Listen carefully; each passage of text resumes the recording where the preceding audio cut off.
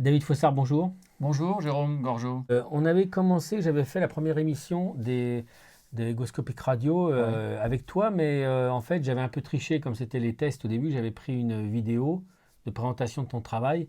C'était du coup le premier, je trouvais ça symbolique que ça commence par toi, comme tu es mon meilleur ami, mais en plus je trouvais que le projet que tu faisais était très bien, mais on n'avait pas vraiment fait une vraie émission digne de ce nom sur ton projet en fait, sur Bogos Book qui est devenu autre chose qu'un projet, c'est devenu aujourd'hui une Ouais, j'étais un peu réalité. le cobaye, ouais, c'est vrai. Tu es resté un cobaye quelque part. Ouais. Mais aujourd'hui, c'est intéressant parce que Bogos Book, le temps a passé et ça devient quelque chose d'assez incroyable qui Oui, t'a dépassé un petit peu dans le bon sens du terme. ouais, en fait, quand on avait parlé, je venais de sortir le numéro 2. Là, je suis en préparation du numéro 3 qui sort bientôt, puisque j'ai fait une campagne de financement participatif, un Kickstarter, hein, qui se termine lundi, donc bientôt. Alors là, je précise qu'au moment où on enregistre, on est fin juin, début juillet, hein. Voilà. Et le troisième numéro a été entièrement financé. Donc, c'est le troisième Kickstarter que je fais pour Bogos Book et le troisième qui fonctionne. Donc, il y a de la demande. Alors attends, je reviens un petit peu parce que Ouais, les gens qui ne connaissent pas, qu'est-ce que c'est que Bogos Book au départ? Toi, David, tu as lâché ton travail ouais, entre guillemets alimentaire, ouais. pour te lancer dans une aventure, celle de l'édition, quoi. Tu t'es jeté dans le grand vide, quoi. C'était combien de temps? Il y a 2 ans? Il y a un an? Ça fera 2 ans au mois de novembre. Là, on est au mois de juin, donc ça fait un peu plus d'un an et demi, ouais, Oui. maintenant. Donc, j'étais responsable export avant. Et donc, ensemble, on faisait Egoscopic, enfin l'aventure Egoscopic. Et Eh oui. quand j'ai travaillé sur Egoscopic et sur Gorgeous Comics et toutes les publications des studios FGH, je faisais de la maquette, je faisais de la vente, je faisais un petit peu tout. Donc, ça m'a un petit peu mis l'eau à la bouche pour devenir éditeur, puisque j'adore les livres. Et donc, suite à l'aventure Egoscopic, en fait, je me suis dit, ben, je vais voir si je peux pas tenter l'aventure. Et je ne savais pas du tout quoi faire au niveau d'un livre. Est-ce que j'allais faire de la BD? Est-ce que j'allais faire juste de l'illustration, etc. Et en fait, je me suis amusé à regarder des projets divers en ligne, ce qu'avaient fait d'autres personnes.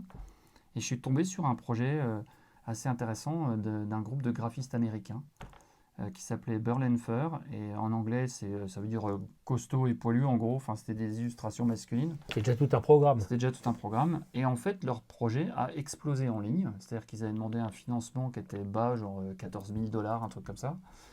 Et ils ont terminé à 54 000 dollars. Et moi, quand j'ai vu ça, je dis waouh, sacré succès. C'est un marché niche, tout le marché, ce qu'on appelle LGBT, enfin un marché niche. Et ce qui me surprenait le plus, c'est qu'il y avait plein de commentaires des lecteurs à l'époque de ce projet. Et tout le monde disait, mais quand est-ce qu'il y a un volume 2? Et les mecs ont dit, bah non, c'était juste une expérience pour s'amuser. On ne fait pas de volume 2, c'était juste un projet comme ça. Et moi, dans ma tête, je me suis dit, parce que j'ai un petit peu l'esprit un peu commercial, un minimum quand même, Ouais, un chouïa. un chouïa, un poil.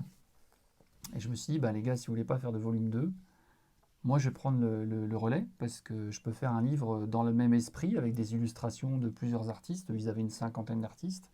C'était un petit bouquin à 5 souple, enfin c'était un petit truc. Ça a très très bien marché. C'est à quelle époque que tu décides, que tu dis, ah là, là, t'as envie, là, ça commence à te grenouiller vers quelle époque à peu près, en gros? Oh, ça me travaillait déjà depuis un moment, hein. Je ne saurais pas te dire, mais c'était bien 2-3 ans avant de me lancer. Ça commençait à me chatouiller. En plus, comme on faisait des salons ensemble, on rencontrait des auteurs, des artistes, des éditeurs, etc. Il y avait vraiment enfin, on se réjouissait d'aller sur les salons BD, de rencontrer les gens, de faire des dédicaces. Enfin, c'était vraiment un plaisir. Et je me suis dit, est-ce que je peux en faire quelque chose? Est-ce que je peux en vivre? Parce que c'est ça le plus dur quand on se lance dans un métier passion, entre guillemets, c'est est-ce que ça va payer le loyer, quoi, en fait. Et je me suis dit, bah, la seule façon de le savoir, c'est d'essayer. Et en fait, je me suis tourné vers les financements participatifs parce que pour moi, c'était une façon d'avoir des précommandes d'un livre et de voir à l'avance si un livre allait marcher ou pas. Plutôt que d'investir dans un livre, d'avoir du stock et puis ça ne se vend pas, je me suis dit, si le financement fonctionne, ça veut dire qu'il y a une attente. Mais tu t'explorais un terrain encore un peu vierge malgré tout, parce que, bon, il faut expliquer que Bogos écrit B-O-G-O-2-S book, hein, donc c'est un seul mot. Ouais. On est sur une littérature, je dirais, qui est très orientée, qui est très, c'est quand même LGBT. C'est un marché niche, hein, c'est du LGBT, donc pourquoi me lancer là-dedans? Bah Tu parce peux te que, dire, est-ce que ça va toucher assez de monde? On peut penser ça au départ.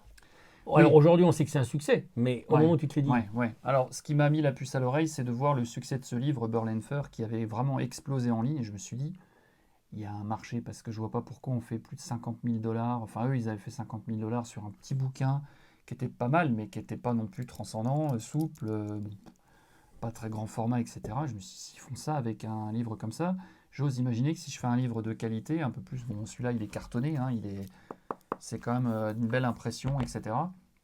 Je me suis dit, il se peut que ça marche. Mais Alors, je le fais à mon tour, j'aime bien tapoter. ouais. Et voilà, c'est parce qu'il n'y a pas de raison qu'il y ait que toi qui tapote. Donc voilà, c'est pour montrer la qualité du livre. Mais au départ, c'est vrai que c'était un parti pris de se dire, je me lance sur ce marché-là. Alors moi, j'ai une théorie qui fait que ce que j'appelle les marchés niches, quoi que ce soit, hein, que ce soit les fleurs japonaises au 18e siècle, ou je sais pas quoi, enfin peu importe le sujet, plus le marché est réduit, alors le but du jeu c'est de trouver ce marché, mais une fois qu'on le trouve, c'est des gens qui sont souvent très impliqués, très passionnés. C'est un peu un marché de collectionneurs, comme des gens qui aiment un certain type de littérature. Moi j'ai un ami qui a monté une maison d'édition, les éditions d'ores et déjà, mon ami Fabrice Millon, et lui il fait que des textes du 19e siècle. Bon, Ah oui. c'est vraiment... et en fait il marche très bien parce que justement, étant donné que c'est très précis, c'est un marché de connaisseurs, et donc les gens sont plus enclins à investir, à rechercher, etc., etc. Donc je suis parti là-dessus. Après, ça n'aurait pas marché, j'aurais fait autre chose. Bon, il se trouve que ça, la mayonnaise a pris. Oui, mais parce que dès le début, beau gosse, je fais exprès de te couper, parce Ouais, que ouais. dès le début, toi, tu ne t'en rends même pas compte, parce que moi, étant ton ami, j'ai la chance de t'avoir au téléphone souvent plusieurs fois par jour. Je vois le travail que ça représente depuis le début. Il faut savoir que chaque livre regroupe 70-80 auteurs, en gros, Plus, il y a pas loin de 90 auteurs. Enfin, il y en a 90, 87 pour être précis. qui viennent de la planète entière. Voilà. On n'exagère pas. Il y Non, a non, quoi non, il comme y a nationalité des... Dès le départ, tu démarres avec des gens qui sont bon, alors, il y a les réseaux sociaux, mais tu démarres. Bon, toi, tu es bilingue total, bon, Ouais. ça aide, mais le bouquin est super quali, il fait combien de pages? Il fait En 100. gros, il y a 96 pages, mais une fois qu'on enlève l'introduction, l'index à la fin, etc., il y a en gros 87 pages de dessin. Et donc l'idée, c'est d'avoir un auteur par page, pour avoir une grande variété graphique. Et donc dans le livre, il y a absolument toutes sortes de dessins, du dessin plutôt manga au réaliste, il y a du dessin aquarelle, il y a du dessin numérique, il y a tout, il y a de la gouache, il y a du crayon de papier, et en fait, peu importe le moyen d'expression de l'artiste, et c'est ce que je voulais, c'était une richesse graphique, et aussi le fait d'avoir des auteurs du monde entier, chaque auteur a son point de vue, qui est influencé par sa culture, par son univers, par son expérience, etc. Donc ça donnait vraiment une grande variété graphique, et c'est ce que je voulais. Et en fait, c'est un peu le principe d'Égoscopique. Quand tu regardes au départ, on avait entre 25 et 30 auteurs par bouquin, et ce qui fait la richesse d'Égoscopique, c'était justement d'avoir toutes sortes d'artistes Oui, et toutes mais alors, sortes d'auteurs. la différence, c'est que là, moi, encore une fois, j'ai la chance d'être dans les coulisses et je vois, c'est que tu es vraiment dans un travail d'éditeur. C'est-à-dire Ouais. que Égoscopie, quand on reçoit des pages, ça nous plaît, ça ne nous plaît pas, à une correction près ou deux, on prend. Toi, c'est quand même, tu orientes le travail de l'artiste, voire même ça commence avant. Tu leur dis d'ailleurs de te faire un crayonné avant. Oui, alors au départ, pour le premier livre, je demandais aux artistes de faire un dessin. Ils m'envoyaient un dessin, et en gros, le dessin était fait. J'étais mis devant le fait accompli. Et je me suis rendu compte que ben, quand un dessin ne te plaît pas, alors c'est subjectif, parce qu'un dessin ne peut pas te plaire, mais peut plaire à un public. Mais moi, je voulais un bouquin qui me plaisait un minimum. Et le danger, c'est de dire à un artiste qui a travaillé plusieurs heures, voire plusieurs jours sur un dessin, de dire, ben, en fait, non, j'aurais préféré que tu fasses plutôt ça, etc. Donc ça, c'est ce que j'ai appris au cours du premier livre. Et il se trouve qu'en fait, il y a un artiste dans le premier livre qui a fait un dessin très simple d'une scène de vie de tous les jours, qui était très tendre. Et en fait, pour situer le marché LGBT, c'est un marché qui est très basé sur tous les excès de ce style de vie, c'est-à-dire on va aller voir la Gay Pride, on va voir, enfin, et en fait, ce qui n'est pas représenté dans ce milieu-là, c'est le côté vie de tous les jours. Et en fait, bon, le marché LGBT, le marché gay, hein, les gens ont envie, eux aussi, d'avoir une vie de couple, d'aller en vacances avec des amis, des choses comme ça. Et dans le livre, ce que je voulais, c'était représenter le côté sexy, mais de la vie de tous les jours. Et c'était un truc qu'on ne retrouve pas aujourd'hui dans ce genre de presse. C'est-à-dire que c'est très basé, il faut le dire carrément, hein, c'est très sexuel, ou alors c'est très basé sur des sous-groupes, par exemple les bears, ce qu'on appelle les nounours, ou les mecs en cuir, il y a énormément de clichés, et en fait, ce que je ne retrouvais pas moi, c'était ce côté vie de tous les jours, quoi. On est comme tout le monde. On a beau aimer certaines choses alors que d'autres n'aiment pas, mais et c'est ce que je voulais représenter. Et dans le premier livre, j'ai eu un artiste en particulier qui m'a fait une scène toute bête de deux gars en train de boire le café le matin, en train de lire le journal, et derrière eux, il y avait plein de cadres au mur, et c'était que des photos de leur vie en fait, depuis qu'ils se sont rencontrés jusqu'à aujourd'hui, avec, il y en a une photo à Paris, une photo en Thaïlande, une photo à San Francisco, une photo peu importe, faire du ski, promener le chien, etc. Et je me suis dit, c'est fabuleux cette image parce que elle donne l'impression qu'ils ont une vie remplie, une vie de couple, et ça devient banal. Ça devient, c'est peut-être LGBT, mais ça devient une vie que en fait tout le monde a envie d'avoir, c'est-à-dire trouver quelqu'un avec qui construire une vie, partager quelque chose. Et du coup, j'ai réorienté le livre en disant à tous les artistes, ne me faites pas juste un mec sexy devant la glace, qui se prend en selfie, faites-le, mais dans un contexte de vie de tous les jours. Par exemple, ils sont deux en train de se laver les dents, ou il y en a un qui est en train de cuisiner un petit truc à l'autre. Donc on a gardé le côté un petit peu aguicheur, un petit peu sexy, puisque c'est le but. Mais en même temps, je voulais que ce soit ancré dans une vie très réaliste de tous les jours. Et c'est ce qui a vraiment orienté le bouquin, et je pense que c'est ce qui a fait le succès du livre. Et les gens m'ont fait des commentaires en me disant, c'est génial parce que c'est des scènes où les gens peuvent se projeter, ils disent, ah, j'aimerais bien que ça m'arrive, ou j'aimerais bien, alors c'est sexy certes, mais en même temps, il y a un côté rassurant, un côté, oui, c'est une vie qui est tout à fait comme la vie de tous les jours. Alors, si les gens veulent des photos de quelqu'un de sexy qui fait Voilà. les selfies, bon, allez sur mon compte. Euh, Ce qui est assez marrant, en fait, c'est qu'en même temps, il y a une revendication LGBT et en même temps, il y a une envie de normalisation, quoi. C'est Voilà. un peu le grand écart, quoi. Voilà, et je pense que c'est ce qui a fait la différence de ce livre avec d'autres livres, c'est qu'on ne se concentre pas que sur l'aspect érotique, on se concentre aussi sur l'aspect acceptation, intégration, etc. Et d'ailleurs dans le livre, je prends soin de montrer le plus de types de personnes possible, c'est-à-dire que c'est pas un livre que de mecs musclés ou que de mecs ronds poilus ou je sais pas quoi. Chaque artiste, euh, la, la- comment, la consigne pour eux, c'était non seulement vous faites une scène de vie de tous les jours, mais vous le faites avec ce que vous pensez être sexy. Donc un mec va pouvoir dire, par exemple, ben moi ce que je trouve sexy, c'est un mec un peu costaud, un peu rondouille. Moi ça va être plutôt un couple interracial, moi ça va plutôt être autre chose. Et donc en fait on a une grande variété. Et cette variété, j'ai voulu la représenter dans le livre sur la couverture. Parce que quand on fait un livre, souvent il y a une image ou un texte par couverture, et le danger c'était qu'on pense que si je mets par exemple un mec musclé en couverture, on pense qu'il n'y a que les mecs musclés dedans. Et donc j'ai divisé ma couverture en triptyque, en fait, en trois parties, et ces trois parties permettent de montrer trois scènes différentes avec des gens complètement différents. Donc là dans le premier bouquin, bon, il y a un nageur un peu costaud, il y a un couple dans le métro, et il y a un gars sur une moto un peu costaud. Et à l'arrière, pareil, à chaque fois, je remontre trois dessins qui sont entièrement différents. Là, il y a un couple, mais c'est une personne plus mûre qu'avec un petit jeune, un asiatique, etc. Donc à chaque fois, l'idée, c'est mélanger les styles de corps, mélanger les races, mélanger l'âge, mélanger, de faire vraiment un melting pot énorme et de dire le beau gosse book, bah, les beaux gosses, tout le monde peut être un beau gosse aux yeux de quelqu'un d'autre. C'est complètement subjectif. Et le thème du livre, le beau gosse book, bon, c'est le livre des beaux gosses. Mais c'était aussi de dire, voilà, tout le monde peut être dans le livre, quel que soit son aspect physique, son âge, etc. On peut trouver une raison de l'avoir dans le livre. Alors, ce qui est aussi d'étonnant, moi tu dis c'est ça un peu qui fait le succès, mais il y a aussi la qualité. C'est-à-dire qu'il y a quand même une exigence de qualité. D'abord, les graphismes, tu prends un certain niveau, il faut être honnête, hein, c'est pas ouvert à tout le monde. Des fois, tu as dû dire non, je suppose. Euh, Malheureusement, tu es régulièrement obligé de dire non, je suppose. ouais, alors pour le premier livre, c'est rigolo parce que le premier livre, j'ai ramé vraiment pour trouver des artistes puisque j'étais pas connu du tout. Et en plus, j'avais proposé aux artistes de se faire payer pour leurs dessins, ce qui était assez nouveau parce que on demande beaucoup aux artistes de participer à des compilations, des anthologies, etc. Et souvent, c'est sur une base de gratuité en disant ça te fera de la pub, tu pourras mettre ça sur ton CV, tu as été publié, etc., etc. Et il y a une grande lassitude dans le niveau des artistes, au milieu des artistes, pardon, c'est que les gens en ont un peu marre de participer gratuitement. Au bout d'un moment, ça leur fait un peu une belle Contre jambe. de la visibilité. Voilà, genre tu es publié dans tel bouquin, donc tu vas enfin pouvoir trouver du travail grâce à ce bouquin. Et moi je me suis dit non, tout travail mérite salaire. Et donc dès le départ, j'ai voulu construire le livre avec un financement participatif en construisant dans le budget non seulement le prix de l'impression du livre et le prix des petits cadeaux qui vont autour, parce que quand on fait un financement, selon si on atteint des paliers, on donne des cartes postales, on donne des marque-pages, etc. Mais je me suis dit non, je paye tous les artistes. Et donc c'est ce qui fait que les artistes se sont dit bon, on va y aller, on va tenter.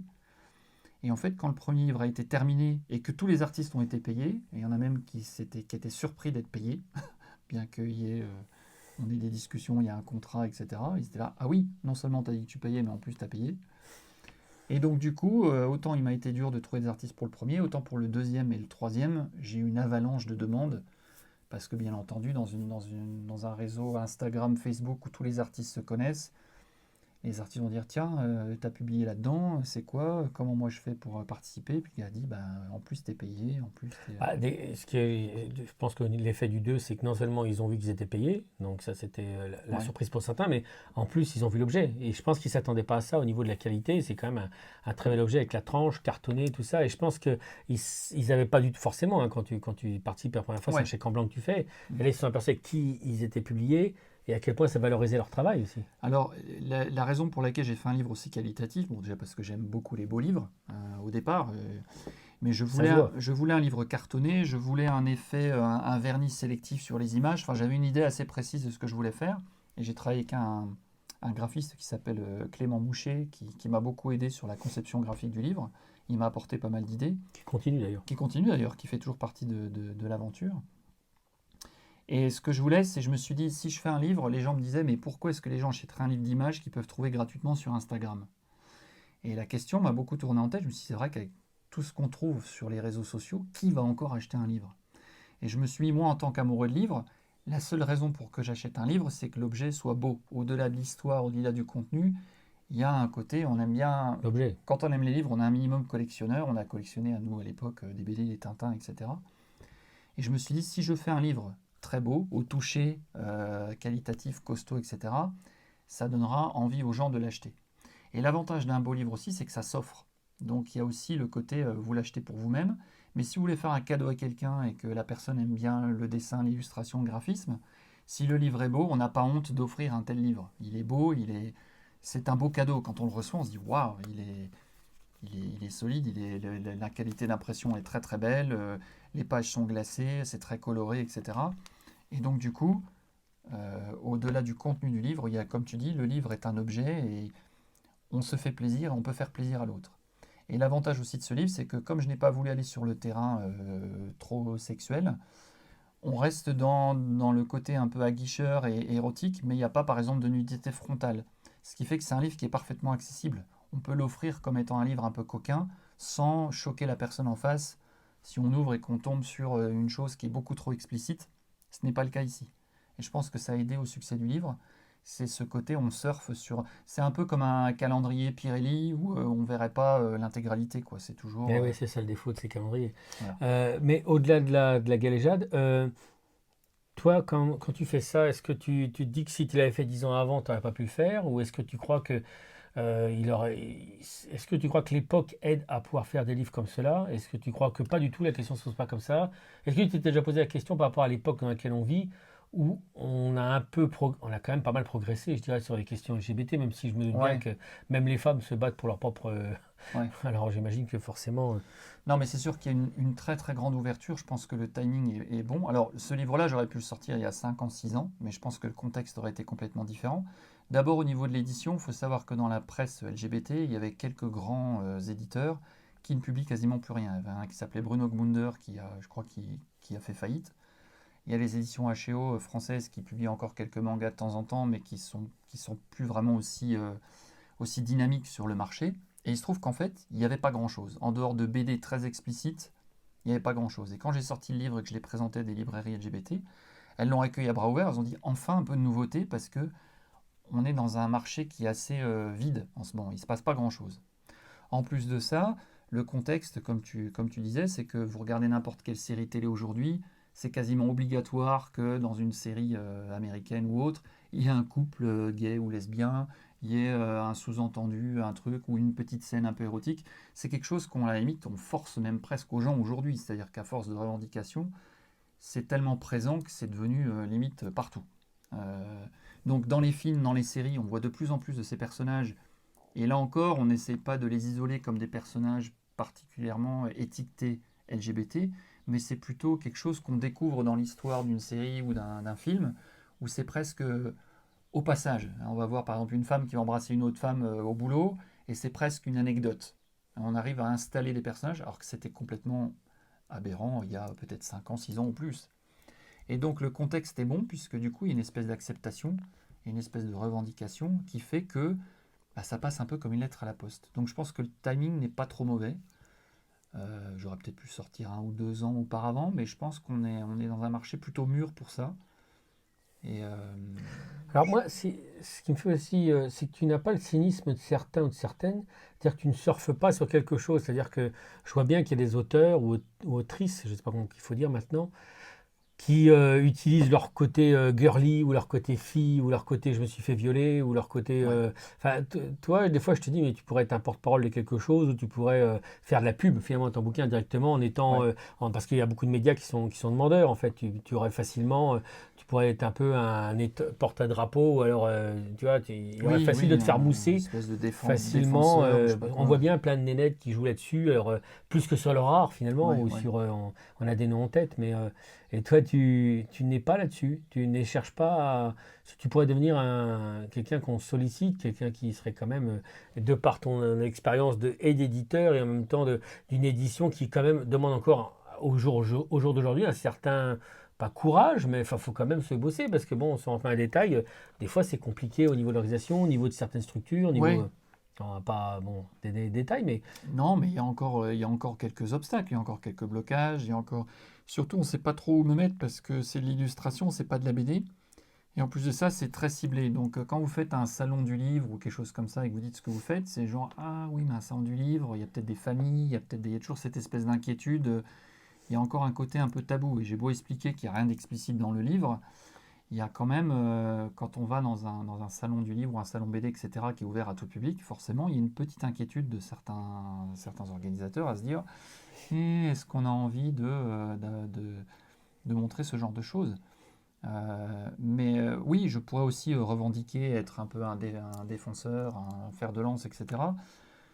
Moi, je pense que ce que j'ai voulu faire à travers le livre, c'était montrer que c'était, je dirais pas banal, mais que c'était, qu'il y avait justement ce côté vie de tous les jours, etc. Et je pense que plus on ghettoise, plus on revendique et plus on isole, en fait. Et c'est un peu un... non, mais toi, ma question c'était de dire, tu aurais pu par cynisme ou par calcul, finalement, tu Je vois, t'avoue que ça m'a utiliser même ça. pas traversé l'esprit. C'est quand même quelque chose que je vois beaucoup aujourd'hui. Je vois beaucoup de Oui, nénettes ouais, ouais. enfin, qui jouent sur leur côté, enfin, ou sur le côté je suis dans un pays arabe, machin, ou je me suis fait violer, ou je sais pas quoi. Enfin, ça me fait rire parce que c'en est un caricatural à un point. On sent les nénettes arriver à 15 km et on voit les médias qui y vont sans recul, Ouais. qui tombent dans le panneau. Mais, et quelque part, tu sais pas s'ils tombent dans le panneau ou si c'est une espèce de complicité. Hein, on Ouais, sait pas. c'est ce qu'on appelle du clickbait, c'est-à-dire que c'est quand il y a un titre, oui, je suis femme indépendante, bien que machin, etc. Ça fait cliquer, quoi. Il y a un côté un peu racoleur. Je t'avoue que ça m'a même pas traversé l'esprit de jouer cette carte, d'essayer de revendiquer, etc. J'ai vraiment l'amour du livre, j'ai vraiment l'amour des dessins, j'aime beaucoup ce que font les artistes, etc. Et ma revendication, elle passe plus par le travail, c'est-à-dire que pour moi, c'est l'objet, c'est le résultat de ça que j'ai envie de mettre en avant et pas moi la personnalité derrière. Alors, forcément, j'ai envie que les gens sachent qui je suis parce que je veux associer le livre à ma maison d'édition, puisque Bogos Book, c'est juste le titre vie. Ma maison d'édition s'appelle Shomington. Et il arrivera un moment où je vais publier d'autres livres. Et donc, en mettant uniquement en avant Bogos Book, je risque de ne pas mettre en lumière mes autres livres. Donc j'essaye de m'associer moi à ma maison d'édition qui produit Bogos Book. Donc je me mets en avant, mais plus pour essayer de revendiquer ma maison d'édition plus que moi en tant que personne. Shomington, il y a un clin d'œil à ta jeunesse. Ouais, alors Shomington, Jérôme le sait parce qu'on a grandi dans une ville qui s'appelle Chaumont en Haute-Marne. Et quand on était gamin, parce qu'on se connaît depuis plus de 40 ans, quand on était gamin et qu'on jouait, Chaumont c'était un peu fade comme nom de ville. Et donc on avait donné à Chaumont le nom d'une ville américaine qui s'appelait Shomington. C'était une espèce de contraction de Chaumont et de Washington, ou je sais pas, enfin, une espèce d'amalgame. Ça faisait plus américain d'être gamin et de jouer à Shomington. Et quand j'ai cherché un nom de maison d'édition, je voulais quelque chose qui est lié avec mon enfance, avec mes racines. Et je ne savais pas du tout comment l'appeler. Et j'ai ramé un moment. Et finalement, le nom m'est revenu en tête. Et donc, du coup, ça s'appelle Shomington. Ce qui est marrant parce que Bogos Book, c'est encore un mélange. Bogos, c'est un mot français. Book, c'est un mot anglais. Le livre est bilingue. Quasiment tout ce que je fais, c'est bilingue. C'est toujours avec le français et l'anglais. Et donc, Shomington, on retrouve encore ce côté limite bilingue entre Chaumont et Washington. Shomington. Donc il y a toujours cette espèce de jeu sur la dualité franco-américaine qui est assez marrante. Alors, les gens ne se rendent pas forcément compte, mais tu fais tout seul. C'est-à-dire que tu te tapes tout seul, entièrement. C'est-à-dire que Yes. ça va de la création à l'ordinateur, à l'échange avec les auteurs, avec relancer les auteurs, mettre en forme. Enfin, tu as la chance, Clément qui t'aide au niveau par contre, de la maquette. Ouais. C'est la seule étape où vraiment tu as une aide, et une aide décisive. Mm. Mais sinon, pour tout, tu vas emmener toi-même, tu m'appelles, tiens, je monte à Paris, tu as tes bouquins sous le bras, et tu vas à la librairie où tu cartonnes pas Les mal, mots à la bouche, les ouais, à mots à la Paris, bouche. dans le Voilà, 11e. la dernière fois que tu es à Paris, tu as même découvert ta BD album, je crois. Oui, Tu n'y attendais oui, pas? en fait, j'ai un ami éditeur, Jean-Christophe Corrette, qui a les éditions Corrette, qui marchent très très bien, qui fait un carton avec plein de livres, notamment des livres d'art, des livres d'illustration. Et j'avais discuté avec lui et il m'avait pris plusieurs cartons de Bogos Book parce qu'il a un réseau de distribution assez développé. Et il se trouve que l'autre jour, en allant à Album à Paris, qui est un magasin de comics que je fréquente énormément, j'adore ce magasin, j'ai trouvé le Bogos Book en rayon au milieu d'autres livres sur le cinéma ou les dessins animés, etc. Et au milieu, il y avait le Bogos Book. Ce qui pour moi était un peu un choc parce que je me suis dit, oh, mon livre se distribue sans que je sois au courant. Et à un côté, ça m'a échappé, quoi. Il y a un côté parce que. Mais je reviens, parce que, Ouais, en fait, tu n'arrêtes pas, c'est-à-dire que tu t'occupes de ta comptabilité, tu je fais t'occupes tout. des envois des bouquins, tu vas à la poste, il faut que Ouais, tu deals d'ailleurs à la poste, hein, c'est ouais, compliqué. ouais. Faut que faut que tu fasses enfin, tout, c'est pour toi, quoi. Mettre les bouquins sous enveloppe pour les préparer, Ouais. tout ce qui est lecteur, enfin, tu te tapes tout, du début à la fin. Alors, la raison pour laquelle je me tape tout, c'est pas uniquement parce que j'aime tout faire, c'est aussi une question économique, c'est-à-dire que je me suis lancé, mais avec pas de capital du tout, d'où les financements participatifs pour financer les bouquins. Et il se trouve que pour demander de l'aide, bah, à part quelques copains qui peuvent venir mettre quelques cartes postales en enveloppe pour m'aider à les envoyer, le reste, il faut que je fasse tout. Et donc, oui, je fais absolument tout, c'est-à-dire que je sélectionne les artistes, je discute des dessins avec eux, donc j'ai un tableau Excel qui fait je sais pas combien de kilomètres où il y a à chaque fois, en fait, je suis obligé de me prendre au jeu d'une organisation très stricte, c'est-à-dire qu'il y a le nom des auteurs, leur email, etc. Et à chaque fois que j'ai une conversation avec eux, je marque de quoi j'ai parlé. Donc, par exemple, le 12 juin, nous avons dit que nous ferions ça et nous ferions ça. Parce que pour avoir 87 artistes dans un livre, il faut discuter avec peut-être plus d'une centaine d'artistes, 100 ou 120 artistes. Parce qu'il y a des artistes en cours de route qui vont se désister, qui ne peuvent plus, qui ont chopé un autre boulot, qui sont plus intéressés, ou qui vont faire un dessin qui finalement ne convient pas et on a beau discuter, finalement ça n'aboutit pas à quelque chose de valable. Donc on décide d'arrêter de travailler là. Et, euh, et donc il faut faire tout ça, en plus de la partie rédactionnelle, la partie mise en page que je fais avec Clément. Et une fois que le bouquin est prêt, il faut faire la maquette, il faut l'envoyer à l'imprimeur, il faut sectionner le papier, etc., les quantités, tout ça. En plus, quand on fait un livre en financement participatif, il y a ce qu'on appelle des récompenses, des rewards. Donc, il y a des marque-pages, je fais un calendrier. Donc, il faut faire la mise en page de tout ça. Il faut l'envoyer à différents fournisseurs pour les faire imprimer. Il faut gérer les factures. Quand vous avez un financement participatif et que vous avez par exemple 700 ou 800 personnes qui commandent le livre, ça veut dire 800 envois de livres avec à chaque fois marque-page, etc. Ça, c'est pour ta pomme, il n'y a pas de mystère. C'est moi qui fais tout. Il faut faire. Mais des Alors, fois, tu fais un financement participatif en même temps que tu es en train de vendre l'an précédent. bah, je suis un Tu petit peu dois gérer obligé parce que les. en fait, pour sortir un livre comme Bogos Book, il faut quasiment 6 mois de travail. On ne dirait pas, mais il faut quasiment, entre les premières discussions et le bouquin final, il faut à peu près 6 mois de travail. Mais si j'attends de sortir un livre, de l'envoyer pour commencer un autre livre, bah, je vais sortir un livre par an, peut-être deux au grand maximum. Et j'arrive à un niveau où, comme maison d'édition, il faut que je crée un catalogue, puisque quand vous vous présentez à une librairie ou à un réseau de distribution, si vous avez un titre, ça n'intéresse pas. Si vous en avez 5, là les gars ils disent, bon, on va peut-être prendre celui-là, peut-être celui-là, on va tester. Il faut offrir un choix. Et donc pour offrir ce choix, c'est vrai que pendant qu'un livre est à l'imprimerie, souvent je travaille sur la maquette d'un autre livre. Là, le Bogos Book 3 est prêt à être envoyé à l'imprimeur. Dans quelques jours, il sera envoyé. Je suis déjà en train de travailler sur un autre livre que je lancerai pour septembre en vue de l'imprimer, de le sortir avant Noël. Donc il y a Avec un forcément, artiste précis. avec un artiste précis, oui, qui s'appelle Albron, qui fait de la 3D. C'est absolument génial. C'est un peu comme du Pixar, mais un peu érotique. Et c'est vraiment un artiste très très fort. C'est un des meilleurs sur le marché LGBT actuellement. Et donc on travaille sur un livre avec un journaliste qui s'appelle Thierry Ornay. Et on va sortir le livre, je l'espère, au mois de septembre 2021. T'arrêtes pas parce que bon, si tu dis ça, mais le prochain Bogos Book, il sort quand? Il sort Alors pour le moment, j'en ai sorti un par an. Donc là, c'est le troisième. Le premier était sorti en un 2019. par an. Il y a pas une année entre chaque bouquin, hein. C'est avec le. Non, en fait, il n'y a pas eu un an entre le premier et le deuxième. Parce que le premier est sorti en fin d'année 2019, il est sorti vers novembre. Et le deuxième est sorti en juin 2020. Là, par contre, celui-là sort en juillet 2021. Donc il y a bien eu un an entre le 2 et le 3. Mais entre le 1 et le 2, il n'y a pas eu un an. Oui, sauf que ce que tu oublies légèrement de préciser, c'est qu'entre le 2 et le 3, qui n'est pas encore sorti, tu as accessoirement fait un peu un autre livre. Deux, en fait. J'ai Ouais. sorti un livre d'art d'un artiste qui s'appelle Ozetes, un artiste italien. Et du coup, on a fait un livre de ce format-là, donc ce que j'appelle un artbook. C'est un livre uniquement avec des dessins à lui. Et lui, par contre, il voulait faire des choses un peu plus osées. Et on a pris le parti de faire un mini-livre en plus, qui est très explicite, par contre, qui est vendu sous vide, etc. Enfin, pas sous vide, mais sous plastique. Et donc, on a sorti les 2 livres d'un coup. Donc, techniquement, entre le Beau Gosse Book 2 et le Beau Gosse Book 3, j'ai sorti 2 livres.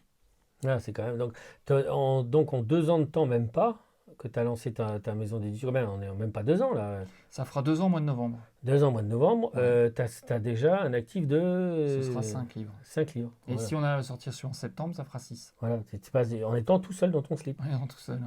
C'est ça, c'est assez dingue parce que les gens ne se rendent pas compte, mais c'est un travail de forcené et tu travailles beaucoup plus que quand tu travaillais pour une entreprise. Enfin, tu n'arrêtes pas, quoi. Les week-ends, tout Ouais. ça. Alors, ce qui est marrant quand on est son propre patron, c'est que la notion de vacances et de week-end, elle est très floue.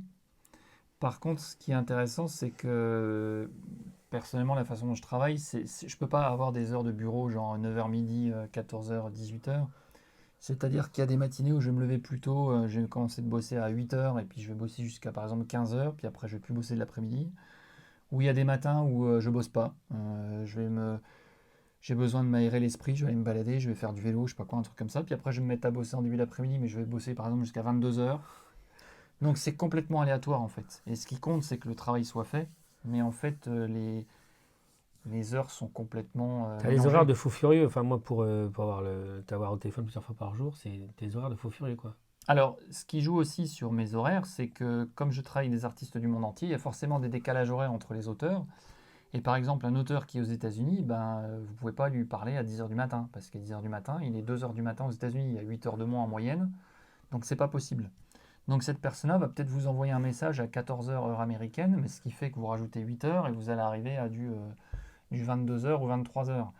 Donc parfois, je travaille tard le soir, mais c'est parce que c'est ma seule façon de rentrer en contact en direct par WhatsApp ou autre avec un auteur qui est aux États-Unis ou qui peut être ou de l'autre sens. Je peux travailler à 7h du matin avec un artiste qui est en Malaisie ou qui est au Japon. Mais tu as aussi, il faut préciser que tu as des acheteurs du monde entier. C'est-à-dire que Voilà, tu passes ton temps à envoyer des bouquins vraiment à travers la planète. voilà. Vraiment, c'est pas une expression. Non, c'est vrai. Alors, à savoir ce qui est intéressant, alors c'est pour ça que le livre est bilingue, c'était pour pouvoir justement toucher un public très large dans le monde entier. Et il se trouve que pratiquement 70% de tout ce que je produis part hors France. Hors France. Et parmi ça, il y a une très grande majorité qui est aux États-Unis. Le marché américain est un énorme marché pour moi. C'est ma première surprise. Alors, ce qui est très jouissif et ce qui est vraiment bizarre, c'est quand vous avez des gens qui sont à New York, qui commandent votre livre, ou qui sont à Los Angeles, ou qui sont. Il y a un côté rigolo de se dire, ce petit livre que j'ai fait chez moi, que j'ai emballé À 3. dans mon A3, que j'ai emballé dans mon garage avec mes étiquettes, mes trucs, j'étais à la poste du coin pour l'envoyer. Et le livre va être ouvert par quelqu'un à Los Angeles. Fais-nous rêver, il y a quoi comme destination Il y a tout, tes commandes, parce il y a que le des fois tu me racontes Canada, des trucs, c'est fou, quoi. il y a le Canada, partout au Canada, les États-Unis, que ce soit côte Est, côte Ouest, Washington, New York, la Floride, le Texas, enfin des trucs, mais Le fois Brésil? le Brésil, le Mexique, j'en ai même au Pérou, au Chili, enfin toute l'Europe, l'Allemagne, beaucoup l'Espagne, l'Italie, la Suisse. J'ai eu aussi le Japon, j'ai des Japonais qui m'ont commandé les bouquins. Enfin, un peu partout, quoi. Il y a vraiment des destinations complètement l'Angleterre, beaucoup, l'Irlande, l'Écosse. On peut dire que tu es un spécialiste de la poste et des tarifs, quoi. Tu Ouais, peux passer le concours, là. je Tu connais les les connais tarifs. Ouais. bien, ouais, Alors, la grosse discussion sur la Poste, c'est qu'il y a un tarif pour envoyer des livres à l'étranger qui s'appelle le tarif livre et brochure. Sauf que ce tarif a été créé au départ c'était sous André Malraux et c'était pour la promotion de la langue française. Et donc, par définition, vous pouvez envoyer des livres français n'importe où dans le monde à des tarifs vraiment pas chers. C'est-à-dire que je peux envoyer 2 livres aux États-Unis avec un poids qui fait plus d'1 kilo pour 6 euros et quelques. Alors que si je l'ai envoyé avec une lettre internationale, c'est au moins 20 euros. Donc il y a un écart énorme. Seulement la Poste fait des contrôles réguliers et en ouvrant mes livres, ils ont dit ah oui, mais il y a de l'anglais dans votre livre, donc vous ne pouvez pas bénéficier de ce tarif. Donc il y a eu pas mal de discussions et de disputes parce qu'ils voulaient m'interdire ce tarif. Moi j'aurais dit bah non, il y a du français dans le livre. Ils m'ont dit oui, mais il faut que le livre soit exclusivement français pour faire la promotion de la langue française. Or moi, ma discussion avec eux, c'était de dire Je ne vois pas en quoi l'ajout d'un paragraphe en anglais enlève à la valeur du paragraphe français du livre. Je ne vois pas en quoi ça ne fait pas la promotion de la langue française, qui est une Ah page bah en là, plus. c'est la promotion de plusieurs langues, là, on peut dire. Voilà. Alors je leur ai dit en plus, enfin ça c'est le commercial qui parle, parce que j'essaie de trouver une pirouette pour m'en sortir. J'aurais dit, écoutez, si j'envoie un livre français à l'étranger et que la personne ne lit pas le français, je fais la promotion de rien du tout, elle ne peut pas lire le livre. Si j'envoie un livre en français à une personne qui peut lire le français, je fais là également la promotion de rien du tout, puisqu'elle peut déjà lire le français. Je ne vois pas en quoi je fais la promotion de la langue. Je sais par contre, si j'envoie un livre bilingue et que la personne en face n'est pas à l'aise avec le français, bah, elle peut comparer les deux textes français-anglais et quelque part ça lui fait un espèce de guide en disant ah tiens ce mot-là en français se traduit par ça en anglais. Enfin il y a un côté plus éducatif en ayant un livre bilingue qu'en ayant un livre exclusivement français qui peut soit être lu ou pas lu du tout. Mais bon, alors on a réussi cette année à convenir avec les responsables de la Poste de ma région d'envoyer les livres. Ils m'ont dit bon c'est bon, on peut laisser passer les livres effectivement. Alors ils m'ont dit par contre il y a très peu de texte dans ton livre, donc ça fait pas beaucoup la promotion de la langue. Mais dans les textes de la Poste, il y a les livres d'art, les livres éducatifs, les livres scientifiques, etc. Et donc moi je passe pour un livre d'art. C'est très. On voit que tu t'es plongé là-dedans Ah non pendant mais que c'est je me suis... des heures et des heures, des journées de combat, quoi, des Bah, semaines même. tu sais, quand t'as pas loin de 1000 livres à envoyer et que la différence c'est entre 5 ou 6 euros ou 20 euros multiplié par 1000, t'es pas dans la même marge. Alors moi, j'ai envie de dire, quand tu es en pleine une petite entreprise personnelle et que tu es en plein Covid et que tu vois la bonne volonté ou pas des gens, c'est aussi peut-être un truc qui se rajoute. Enfin bref, on va peut-être pas polémiquer là-dessus, Non, c'est pas mais utile. c'est vrai Mais que j'ai beaucoup joué sur le côté entreprise locale qui se accessoirement, c'est le développe, cas, hein. c'est le cas, qui se développe à l'étranger, etc. Et donc, il y a eu beaucoup de discussions sur ce livre et brochure. Et j'ai convenu avec eux maintenant que je leur présenterai chaque projet et qui me dira à l'avance si ce projet est acceptable en Ce qui livre et n'est pas du brochure tout ou une pas. censure. Et ça, je tiens à les en féliciter. Euh, Ironie à part, Mhm. tu as pas mal de revues un peu spécialisées qui de plus en plus s'intéressent un peu à ton travail, qui t'ont quand même rendu pas mal d'hommages, enfin qui te consacrent des articles, hein, des revues un peu, des magazines, Oui, alors c'est comme tout, il y a tellement une concurrence entre les sites internet, les magazines, la presse gratuite, etc., qu'ils ont besoin de contenu. Et l'avantage, c'est que c'est un contenu qui est un peu nouveau, qui est culturel en plus, parce que là, on ne parle pas de la dernière vidéo de Mylène Farmer ou de je sais pas quoi, on parle vraiment d'artistes qui s'expriment. Ça permet aussi de parler de la condition des artistes aujourd'hui, ceux qui arrivent à gagner leur vie, pas gagner leur vie, de la représentation de de toute la dimension LGBT, comment on la représente, est-ce qu'on tombe dans les clichés, pas dans les clichés. Donc culturellement, il y a beaucoup de choses à dire. Et oui, effectivement, je commence à obtenir un peu d'intérêt là-dessus, de gens qui me contactent pour faire des interviews, faire des articles. Là, j'ai un article qui doit se faire pour un magazine américain qui s'appelle Success Magazine, c'est assez marrant comme nom. Je suis passé dans le magazine Friendly, un magazine français. Je suis passé sur le site Jock Life, qui est un site très très connu du milieu LGBT avec plus de 40 000 lecteurs par semaine. Je suis passé sur M Mensuel, c'est un magazine papier qui fait également site internet. Donc ça commence à bouger et un peu une reconnaissance du milieu, on va dire. Est-ce que tu as l'impression, moi j'ai un peu l'impression que tu fais quelque chose qui est en train d'un peu de marquer un peu les esprits, enfin qui prend date parce que on passe à un cran, bon, comme tu as des Jean-Paul Genquin qui, alors à l'époque, ont défriché le terrain avec la bande dessinée LGBT, les Bulgares et compagnie, au début des années 80, on dira, Ouais. à peu près, et qui a vraiment fait des choses. Enfin, en plus, Oui, Jean-Paul, ça a été c'est un vraiment copain, on un... l'adore. Ouais. Mais toi, j'ai l'impression que depuis que tu as fait ton. Je parle en tant qu'hétéro qui ne suis pas de la partie, mais j'ai l'impression que ton livre a suscité des autres envies, que d'autres projets ont vu le jour. T'as donné t'as enclenché une espèce de dynamique un petit peu ou un élan, non? Ouais, bah c'est ce que, en fait, quand je discutais avec les responsables des mots à la bouche à Paris, la librairie dans le 11e, eux étaient contents de voir le livre parce qu'ils se sont dit il y a un manque, on a des romans, on a des choses très explicites, on n'a rien au milieu. Et dans la foulée, il y a deux autres titres qui sont sortis. Il y a TTBM, qui est sorti de Nicolas Wandstock, qui d'ailleurs travaille au mot à la bouche et aux éditions La Musardine. Et il y a le magazine Bulge de Philippe Pochep, qui est à mourir de rire. C'est une sorte de fluide glacial gay. Lui, il fait des bandes dessinées vraiment hilarantes. C'est un peu comme Satouf avec Pascal Brutal. C'est ce genre d'humour vraiment à la hache. Et les 2 livres sont sortis dans la foulée du Beau Gosse Book. Et Nicolas m'a dit gentiment, alors je ne sais pas si c'est fondé sur quelque chose, si c'est son impression à lui, il m'a dit en fait, Beau Gosse Book a un peu tracé la route. Ça a relancé un peu un dynamisme. Et il dit, lui, en ce qui le concernait, il disait que TTBM était un peu influencé par le succès du Beau Gosse Book. Et il m'a dit, Bulle, j'y arrivé un peu après. Alors, j'ai pas eu l'occasion de parler à Philippe là-dessus. Mais je pense qu'il y a eu une dynamique qui s'est mise en place. Et les 3 titres marchent très bien. TTBM va sortir encore un nouveau numéro vers le mois de septembre. Bulge, il va sortir son 3e numéro en début d'année prochaine. Et d'ailleurs, j'espère vraiment travailler avec Philippe Pochep sur Bulge parce qu'il voulait juste faire 3 numéros et son bouquin est vraiment exceptionnel. Il est vraiment très doué et j'aimerais bien l'accueillir au sein de ma maison d'édition. On est en train d'en parler. Il faut qu'on se pose à un moment ou à un autre, voir si ça va se faire. Mais c'est vraiment quelque chose qui serait intéressant. On pourrait parler encore des heures, Ouais. mais pour conclure un petit peu, je dirais les projets. Alors, tu nous as parlé du projet média là qu'on a Ouais. pour septembre. Mais projetons-nous. Imaginons que la maison d'édition a une vie encore longue devant elle. Ouais. C'est ce que moi je souhaite en tout cas Ouais. personnellement. Moi aussi. Qu'est-ce qu'on peut. C'est quoi? Imaginons l'avenir idéal ou alors les projets. Imaginons, Alors, on prend Paris maintenant, on le réécoutera dans 3-4 ans, on verra ouais. si on est tombé à côté ou pas. Qu'est-ce qui serait vraiment le kiff, quoi? Ou le truc qui dit, ah oui, tous ces efforts, ça le valait. Alors, au départ, moi, ma maison d'édition n'était pas une maison labellisée LGBT. Donc là, je suis dans C'est raté, là, tout court. voilà, je suis dans ce marché-là parce que c'est un marché porteur et du coup, un projet en a entraîné un autre, etc., etc. Mais moi, mon amour profond du départ, ça reste la bande dessinée, notamment le comics, etc.